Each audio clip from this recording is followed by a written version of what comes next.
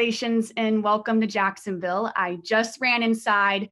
On the field right now is an 8,000 draft party live going on, and they're watching you right now. And you've been adopted into this fan base so quickly. So what would you like to say to those fans watching?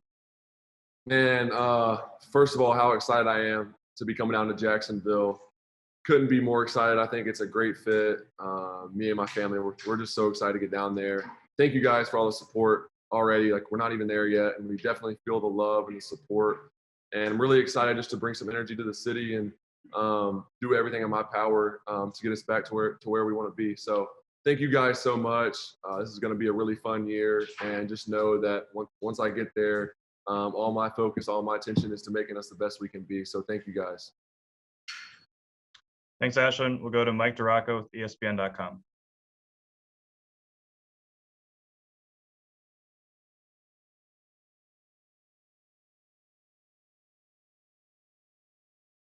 Mike, we'll get back to you. We'll go to Richard Graves with Sky Sports.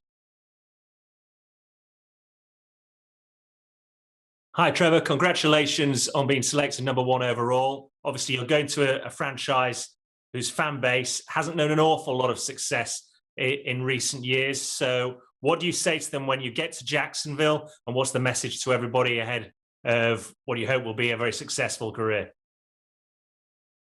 Yeah, just that I'm gonna put the work in. You know, no one's gonna work harder. I know I'm gonna love the city, so I'm just super excited to be there. And that's really the main thing that I can say, is that I'm gonna put the work in. I'm gonna do what it takes, and I feel really good about the coaching staff and the team that we have in Jacksonville, and I'm super excited to get down there and meet everybody.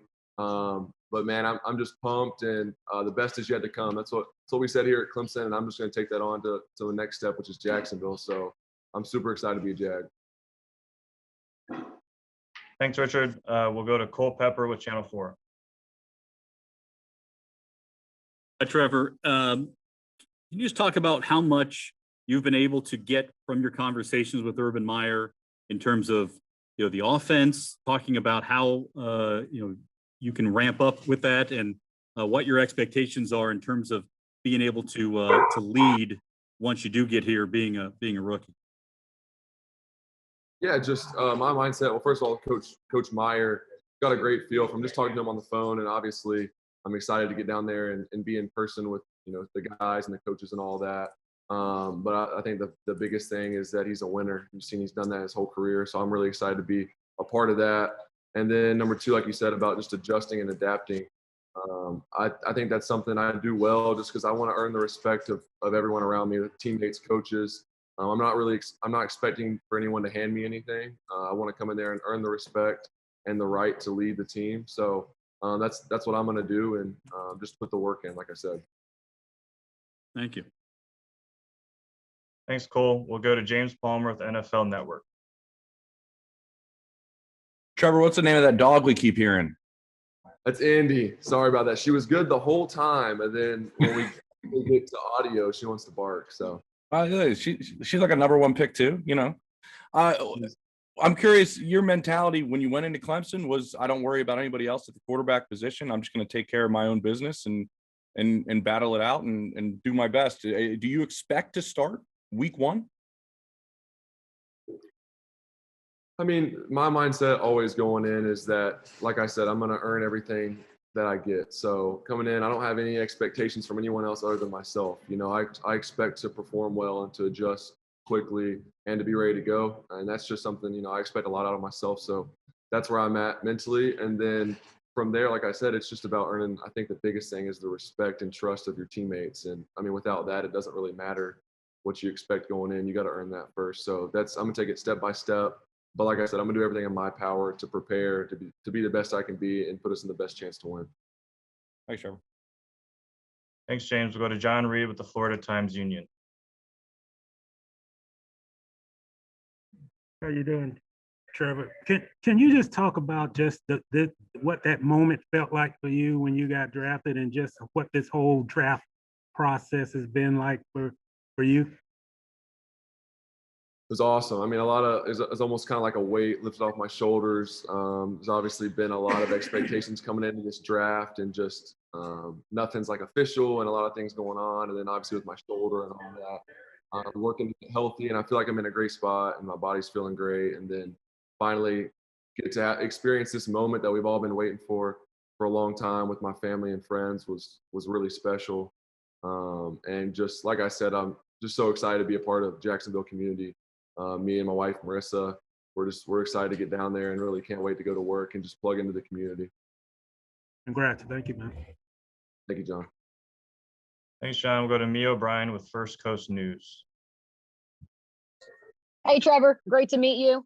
Speaking of connecting with the community, I have to ask, at what point did the toaster and the contribution from the fans, when did you find out about that? And what has been your reaction to it?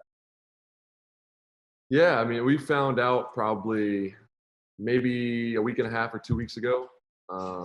And I think it just shows how special the community is in Jacksonville. And we'd seen that kind of in the past before then, but especially then it showed the support that, they had for us. And we were really hoping that was the landing spot. Obviously that just added to it because it's just super special community. So it shows how much they believe in themselves and the community and the people they're bringing in. And we're just really excited to be a part of that. So super cool. Obviously, whenever you can give back and help people in need, it's obviously a plus. And if I could ask a quick follow-up, Alex, I know that's something that a lot of people have said about you, that you want to invest in the community. Why is that so important to you wherever you go? Yeah, I think it's just important to be normal, and that's one way to do that is by plugging into the community, investing in the community, and just caring about the people around you. And that's kind of been something that me and Marissa want to do wherever we were going to end up. And now that we officially know that it's Jacksonville, we just can't wait to get started and like I said, to plug in and just love on the people around us. So it's a lot of fun and just super excited for it. Awesome. Thanks, Trevor. Welcome to Jax. Thank you. Thanks, Mia. We'll go to Mark Long with the AP. Hey, Trevor, you've said it a couple times about it being official to Jacksonville. When did you first think it would be, like, unofficially it was going to be Jacksonville? Were you thinking that way back in December when everybody else was? Not really. Like I said, I never want to put I guess the cart before the horse, if you will. So in my mind, it was like still even before we're in practice and setting up, and we have a bunch of different hats here. Jacksonville's one of them. We're doing like a test, just video test, and I didn't even want to put the hat on because I didn't want to jinx it. I'm just like, let's wait till this is official to put it on. So I mean, obviously I had an idea that that's what was going to happen, and honestly was hoping for that. I think that's such a good fit for me and my family, but I know there wasn't really a specific moment that I was like, yep, it's happening. So Thanks, Mark. We'll go to Trevor Groves from CUTigers.com. yeah, it sounds familiar. Hey, hey, Trev, congratulations, man. You've obviously meant so much to the Clemson fan base, and such a storybook career at Clemson. You're a runner-up for the Heisman, but what does it mean to you to be the first ever number one overall pick for the Clemson program? And what would you like to say to the Clemson fan base? First of all, thank you. You guys have made my experience here in Clemson the best I could ever imagine, honestly. Coming into school, never would have dreamed of really being in this point, but also the success that we had.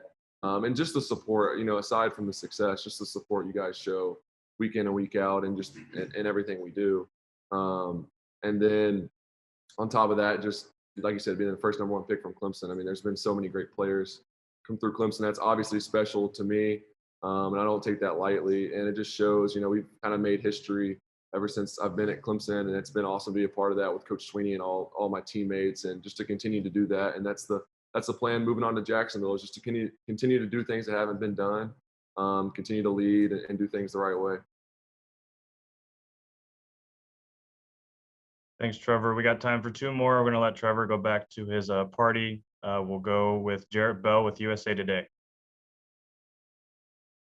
Oh, hi, Trevor. Congratulations. Thank you, man. Thank you. Yeah. So I'm curious about what you view as your biggest challenges to adjust your game to the NFL level. And are there NFL quarterbacks that you have studied, tried to learn things from as you prepare for this? Yeah, I think obviously just making that transition from college to NFL, it's kind of a holistic approach. Like you got to kind of get better at everything. So I'm just trying to fine tune footwork, mechanics, mentally get sharper. And then now it's transitioning into like, let's learn the playbook. Let's get ready, for camp. And but like I said, the main thing is getting there and adjusting to new teammates and coaches and really just seamlessly fitting in. And I think, like I said, earning the respect and trust of your teammates is huge to me. And then, but like you said, the guys I watch, Russell Wilson's definitely one. Just guys that are super efficient, that are really smart the way they play, methodical. I think Aaron Rodgers is a great example of that. There's a ton. And then Tom Brady obviously has been doing it for forever. So watching him, someone that's that consistent, I think you can always learn something from him. So those are some guys that I like to watch. There's obviously a ton more. Thank you. Yes, sir. Thank you. Thanks, Jared. We'll wrap up with Gene Fournette from the Florida Times-Union.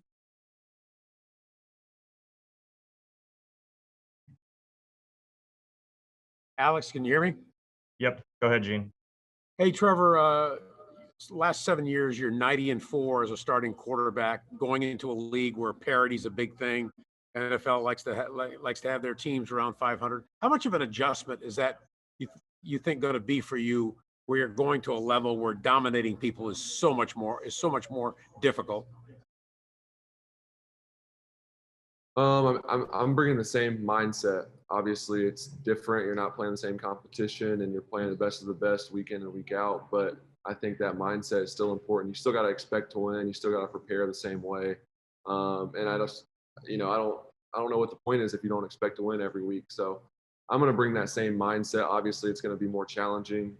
Just the nature of the beast. You're playing against the best every week. So I know it's going to be more challenging, but I think for me is more so keeping that same mindset instead of adjusting. Thanks. Congratulations. Yes, sir. Thank you. Thank you, Gene. Thank you, Trevor. We appreciate your time. Congratulations again, and we'll see you down here tomorrow. Go. Pumped, guys. Thank y'all. Appreciate y'all.